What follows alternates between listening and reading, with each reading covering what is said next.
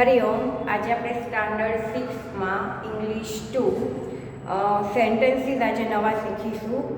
Grammar છે, પણ આપણે આજે નવા જે સાદો વર્તમાનકાળ શીખી ગયા, ભૂતકાળ શીખી ગયા, ભવિષ્યકાળ શીખી ગયા, તો એના નવા સેન્ટેન્સીસ શીખીશું. તો હું અહીંયા જે કરાવું એ તમારે તમારી બુકમાં પણ સેન્ટેન્સ લખવાના છે, ગુજરાતી ટુ ઇંગ્લિશ. બરાબર? તો અહીંયા આપણે જોઈએ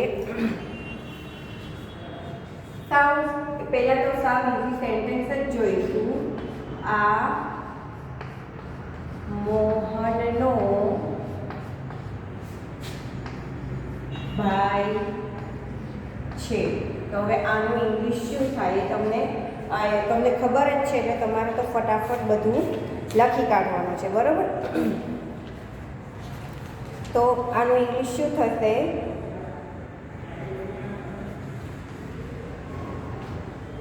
તો તમને ખ્યાલ છે કે ધીસ ઇઝ મોહન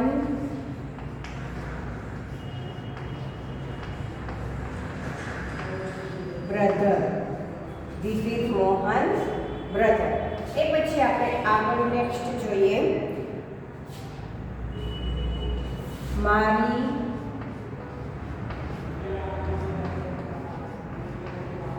પિતરાઈ બહેન ડોક્ટર છે. તો હવે આનું તમારે શું થશે? હું 2 મિનિટ એટલે વેઇટ કરું છું કે તમે તમારી જાતે તમે કરી શકો. બરાબર?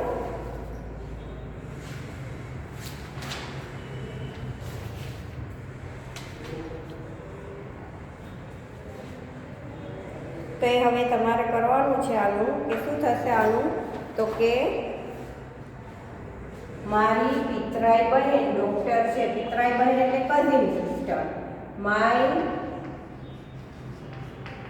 Cousin sister is a doctor. My cousin sister is a doctor. એ પછી આગળ જોઈએ. ના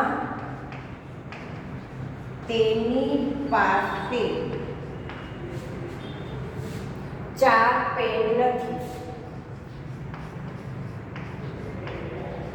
અહીંયા કયો કાર્ડ છે? તમને ખ્યાલ છે કે આ બધા જ કાર્ડ જે છે, આ મોહનનો ભાઈ છે, મારી પિતરાઈ બહેન ડોક્ટર છે, ના તેની પાસે 4 પેન નથી. તો આ કયો કાર્ડ છે? તો કે સાદો વર્તમાન કાર્ડ, જે આપણે આગળ પહેલા શીખી ગયા છે. તો હવે તેની પાસે, તો મેં તમને પહેલાં પણ કીધું હતું કે પાસેની પાસે હોવું, પોતાની માલિકીનું હોવું, તે દર્શાવવા માટે આપણે હેઝ અને હેવનો ઉપયોગ કરીએ છીએ.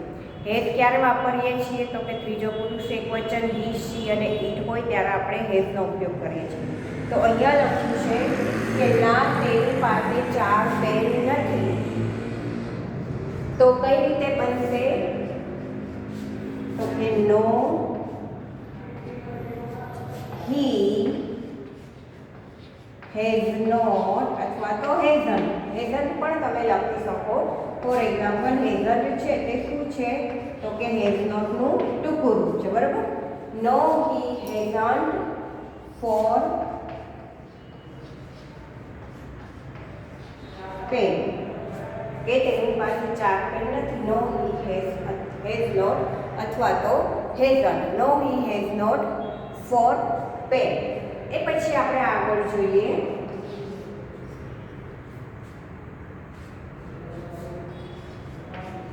શું તે મીના છે?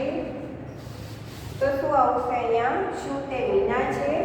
તો કે is she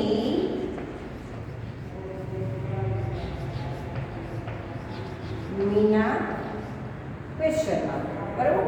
is she Meena question mark એટલે કે શું તે મીના છે? હવે આપણે આગળ જોઈશું. નેક્સ્ટ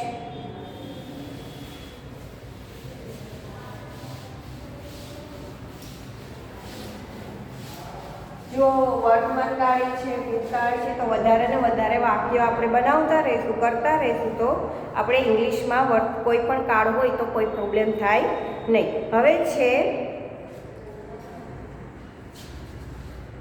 પાંચમું વાક્ય, ના તે નથી, તે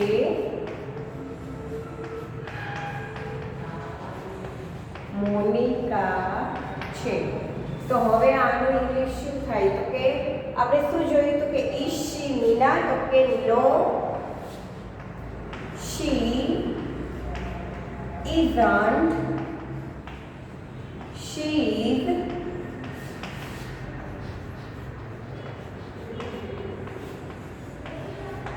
મોનિકા, she is મોનિકા. હવે આગળ જોઈએ નેક્સ્ટ.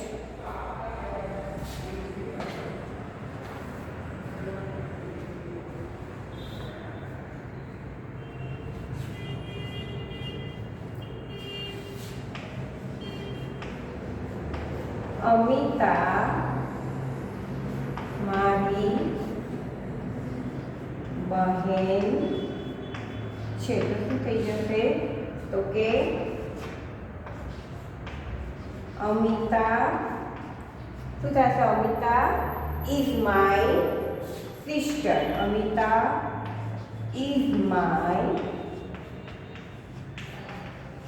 સિસ્ટર. બરાબર.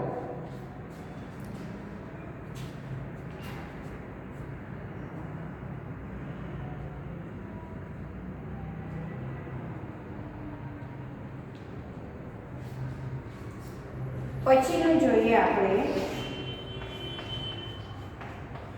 પ્રિયા દરરોજ એક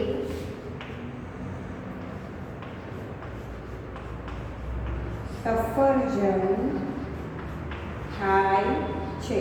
તો આ કયું થયું? તો કે સાદો વર્તમાનકાળ કે જે એની હેબિટ દર્શાવે છે કે રોજ તે સફરજન ખાય છે. તો હવે આનું ઇંગ્લિશ શું થાય? તમારે કરવાનું છે પહેલાં તો જાતે, પછી હું તમને કરાવું કે પ્રિયા દરરોજ એક સફરજન ખાય છે. સાદા વર્તમાનકાળનું વાક્ય છે. હવે સાદા વર્તમાનકાળમાં આપણે ઘણું બધું શીખ્યા. તો આનું હવે શું થશે? તો કે પ્રિયા પછી શું ખાય છે? તો કે એપલ. તો શું આવશે? ત્રીજો પુરુષ છે એટલે શું થઈ જશે? ઇફ. પ્રિયા ઇફ. હવે એક સફરજનની વાત છે એટલે એન એપલ.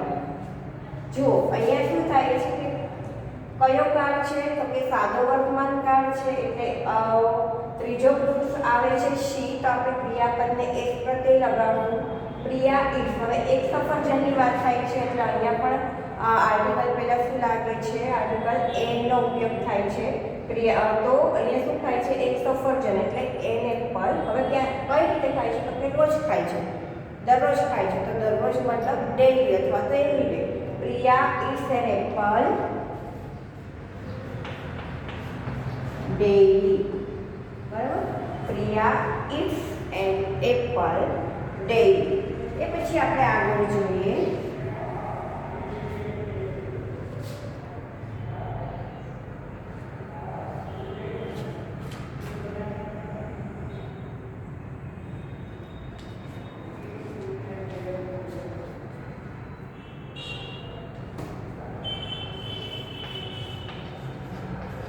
પેલું ગુલાબ છે તે સુંદર છે. તો હવે શું આવશે? પેલું લખ્યું છે જુઓ, એટલે કે આપણે ધીસ અને ધેટ વિશે પણ શીખી ગયા છે. તો શું આવશે? That is a rose. That is a rose. તે સુંદર છે. તો કે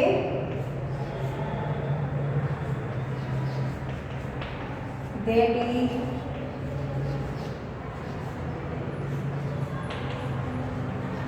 બ્યુટીફુલ. આમાં આવશે તો કે ના. કઈ રીતે? તો કે ધેટ ઇઝ અ રોઝ, એટલે કે પહેલું ગુલાબ છે. અને રોઝ છે તે શું છે? તો કે રોઝ છે તે નિર્જીવ વસ્તુ છે, એટલે ઇટ ઇઝ, અહીંયા તે લખ્યું છે ને એટલે આવશે ઇટ ઇઝ બ્યુટીફુલ. શું આવે? It is beautiful. That is a rose, પહેલું ગુલાબ છે, ઇટ ઇઝ બ્યુટીફુલ. તો હવે આ જ રીતે આવી રીતે આપણે વાક્યો છે તે તમારે તમારી બુકમાં લખવાના છે ફરજિયાત, કેમ કે આ બધા જ વાક્યો વર્કશીટમાં પૂછાશે. બરોબર? હવે આગળ નેક્સ્ટ જોઈએ.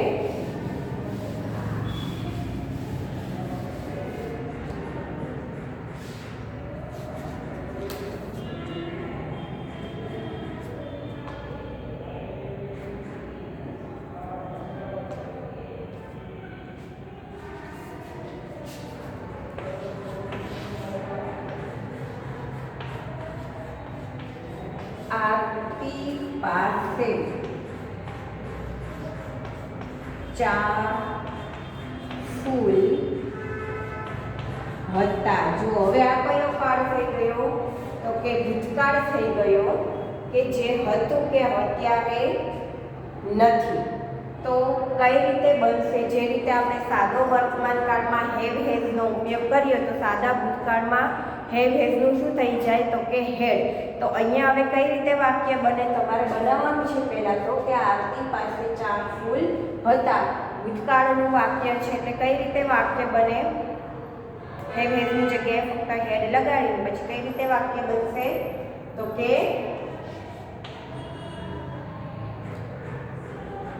આરતી હેડ 4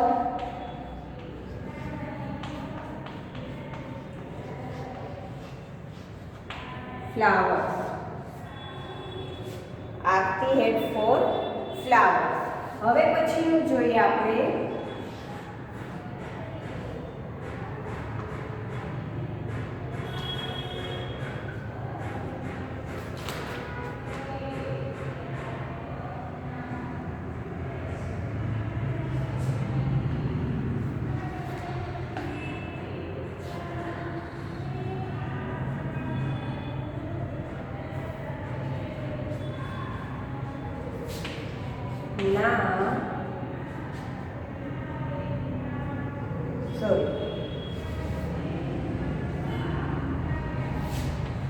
તે ગઈકાલે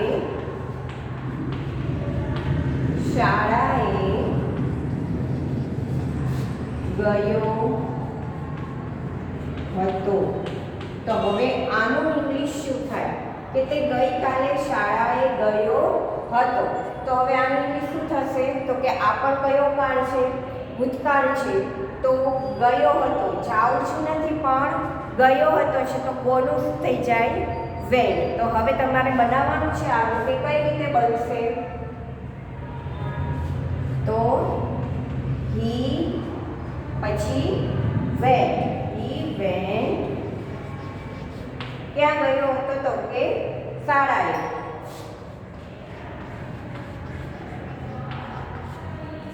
yesterday.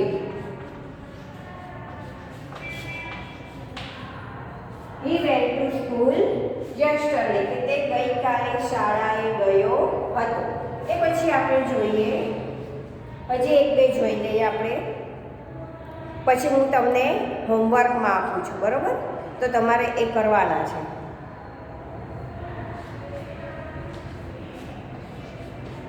પેલા પરેશના દાદા છે. હવે આનું શું થઈ જશે? તો કે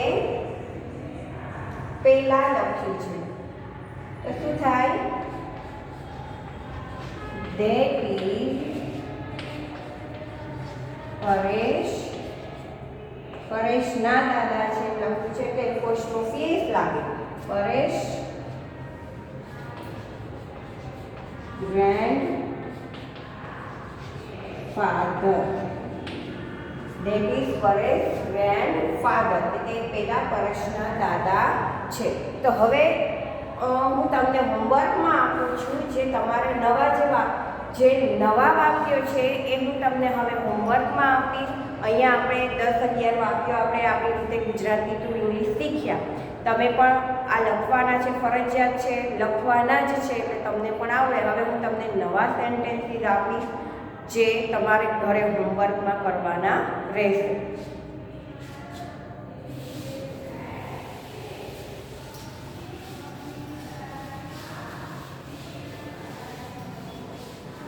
તો હવે હોમવર્ક છે તમારે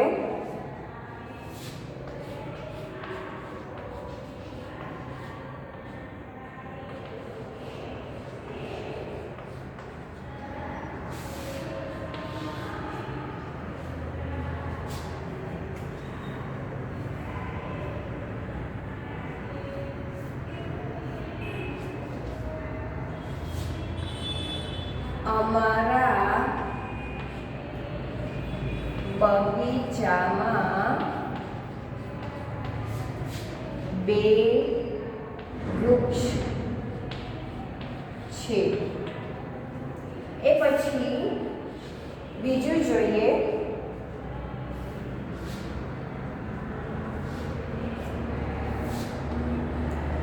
અમન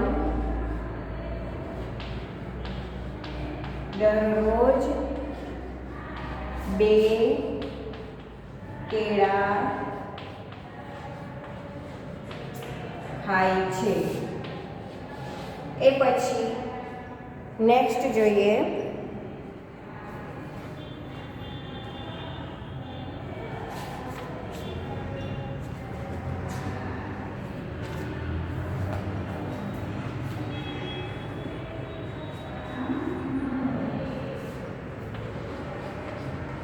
ના તે મારી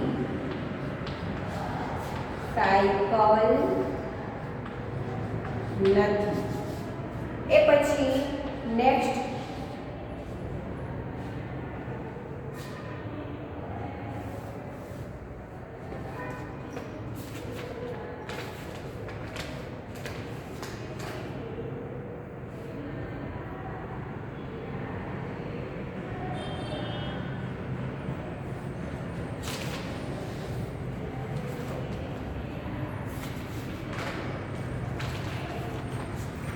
આપણે નેક્સ્ટ જોઈએ કે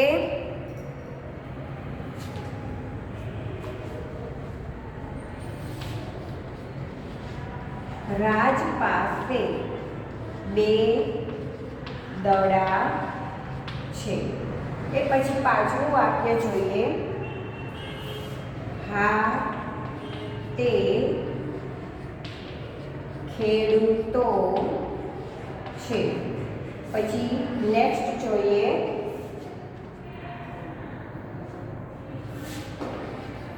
પેલા મનોજભાઈ અને અશોકભાઈ છે. પેલા મનોજભાઈ અને અશોકભાઈ છે. એ પછી નેક્સ્ટ જોઈએ.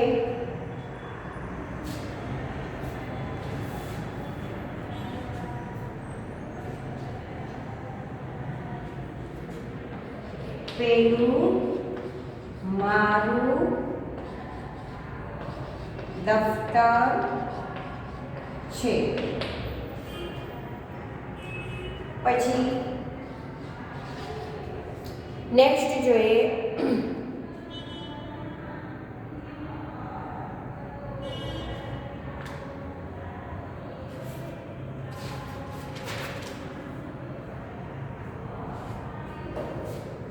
મનુ દરરોજ ક્રિકેટ રમે છે. બરાબર, મનુ દરરોજ ક્રિકેટ રમે છે. એ પછી બીજા 2 જોઈ લઈએ. એટલે ટોટલ તમને 10 વાક્ય આપું અને આ તમારે કરવાના છે. નહીં કે ચલો સ્કૂલે નથી જવાનું, એમ કંઈ જોવાના નથી એટલે આપણે કરવું નથી. આ તમારા માટે છે કે તમને નવા વાક્યો તમે બનાવી શકો અને તમને આવડે.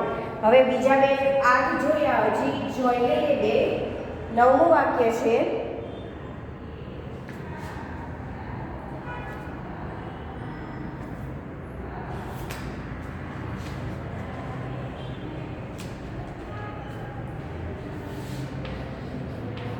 મારું ઘર મોટું અને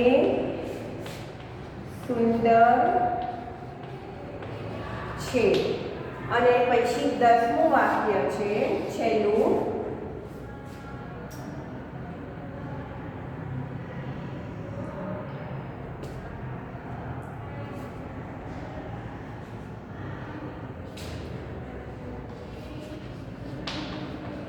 શું તે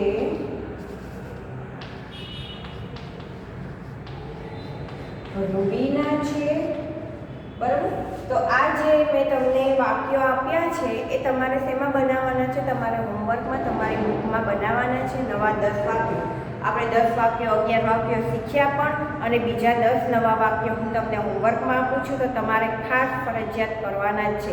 આ તમારા માટે છે. તમે શીખો, તમને આવડે, ભલે ખોટું પડે ન પડે, આવડી ગયા હોય કે ગમે તે હોય, પણ તમારે ફરજિયાત કરવાના જ છે. એવું નહીં કે ચલો નહીં કરીએ તો ચાલશે, નહીં કરીએ તો નહીં ચાલે, કેમ કે તમે પ્રેક્ટિસ કરશો તો જ તમને આવડશે. અહીંયા હું તમને કરાવી દઉં છું ગુજરાતી ટુ ઇંગ્લિશ, તો તમે એ વાક્ય જ્યારે હું કરાવું છું તો તમે લખી લો છો. સમજવાના છે શું કરવાનું છે, શું આમાં કયો કાળ છે, શું છે એ તમારે સમજવાનું છે. એટલે હું તમને બીજા 10 વાક્યો આપું છું કે જેથી કરીને તમે તમારા ઘરે જાતે પ્રેક્ટિસ કરી શકો. બરાબર. હવે આપણે પછી જોઈએ આગળ ગ્રામરમાં. હવે આપણે થોડું ગ્રામરમાં જોઈ લઈએ. એમાં છે આપણે યુનિટ 1, 2 અને 3 જોયું. Simple present tense, simple past tense અને સિમ્પલ ફ્યુચર ટેન્સ. બરાબર. એ આપણે જોઈ લીધું છે. હવે આપણે નેક્સ્ટ જોઈએ. ચોથું ચેપ્ટર છે ધ એડજેક્ટિવ.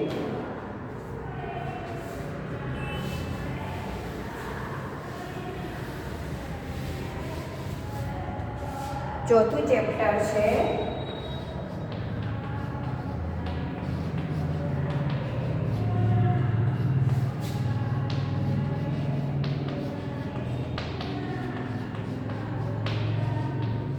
The adjective. હવે એડજેક્ટિવ એટલે શું થાય તો કે વિશેષણ. એડજેક્ટિવ એટલે શું થાય? વિશેષણ. હવે જે વિશેષણ આપણે અગાઉ શીખી ગયા હતા કે ધીસ ઇઝ અ સ્કૂલ, પણ એ સાદું વાક્ય હવે વિશેષણ એને મારે લગાડવું હોય તો હું કહું કે this is a big school. તો બિગ છે તે શું લાગ્યું? વિશેષણ લાગ્યું.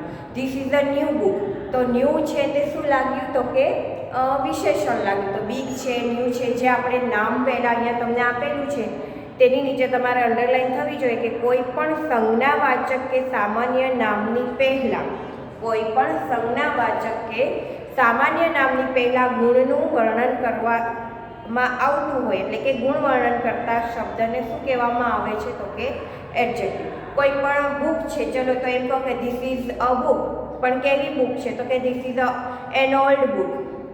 તો જૂની બુક છે તો એ તેનું વિશેષણ થયું કે બુક કેવી છે? જૂની છે. પછી ધીસ ઇઝ અ સ્કૂલ, આ સ્કૂલ છે પણ સ્કૂલ કેવી છે તો કે this is a big school, તો કે આ સ્કૂલ મોટી છે. તો બિગ છે તેનું શું થયું? તેના ગુણનું વર્ણન થયું કે મોટી સ્કૂલ છે, જૂની બુક છે, નવી ગાડી છે. બરોબર છે. તો આ બધું શું થાય છે તો કે તેના ગુણનું વર્ણન થાય છે કોઈની નામની પહેલાં.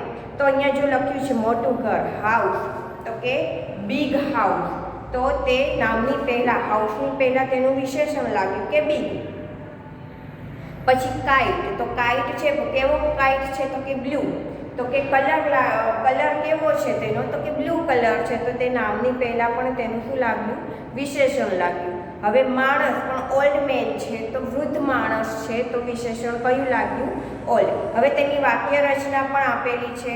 તેની વાક્ય રચના નીચે આપેલી છે કે ધીસ અથવા ધેટ પ્લસ ઇઝ, પછી આર્ટિકલ્સ લાગે છે એ અને એન, અને પછી લાગશે એડજેક્ટિવ એટલે કે તેના વિશેષણ, અને પછી નાઉન જે આપણે જોયું. ફોર એક્ઝામ્પલ અહીંયા જો તમારે તેની વ્યાખ્યા અને વાક્ય રચના બંને તમારે પાકી કરવાની છે. તેની નીચે અંડરલાઈન હોવી જોઈએ કે કોઈ પણ સંજ્ઞાવાચક કે સામાન્ય નામની પહેલાં, કોઈ પણ સંજ્ઞાવાચક કે સામાન્ય નામની પહેલાં ગુણનું વર્ણન થતું હોય, તેના ગુણનું વર્ણન થતું હોય ત્યારે એડજેક્ટિવ એટલે કે વિશેષણ નો ઉપયોગ થાય છે અને તેની વાક્ય રચના છે કે ધીસ અથવા તો ધેટ સાથે ટુ બીનું રૂપ ઇઝ, પછી આર્ટિકલ લાગે એ અને એન, પછી ગુણ એડજેક્ટિવ લાગે અને પછી લાગે નાઉન. ફોર એક્ઝામ્પલ અહીંયા આપણે જોઈએ કે ધીસ ઇઝ અ કાર. હવે હું એમ કહું કે હવે એનું વિશેષણ લગાડું છું કે this is a new car. તો ન્યૂ છે તે શું થયું તો કે એડજેક્ટિવ થયું. શું થયું?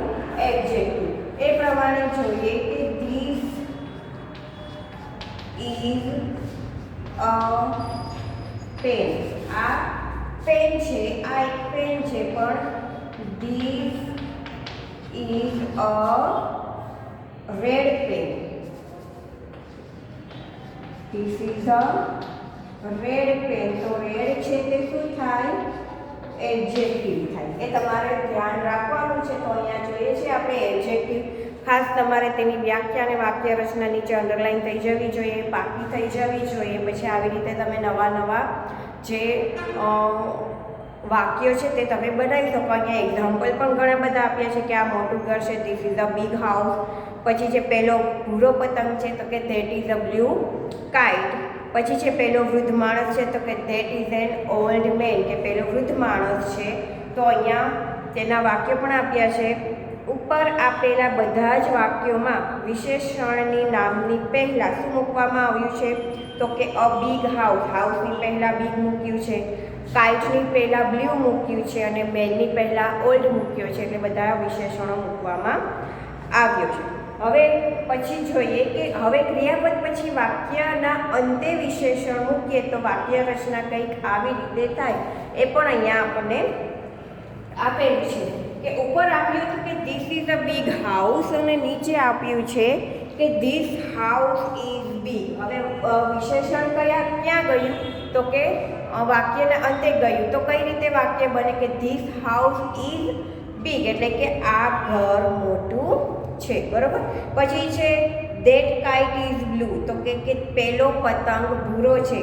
ધેટ મેન ઇઝ ઓલ્ડ, પેલો માણસ વૃદ્ધ છે. તો આ રીતે સાવ ઇઝી છે એડજેક્ટિવ પણ. અને તેની વાક્ય રચના છે કે ધેટ અને ધીસ પછી નાઉન, પછી વર્બ અને પછી લાસ્ટમાં એડજેક્ટિવ મૂક્યું છે. જે આપણે આગળ વાક્ય જોયા એનું જે વાક્ય રચના છે તમને પાછળ પેજમાં આપેલી છે.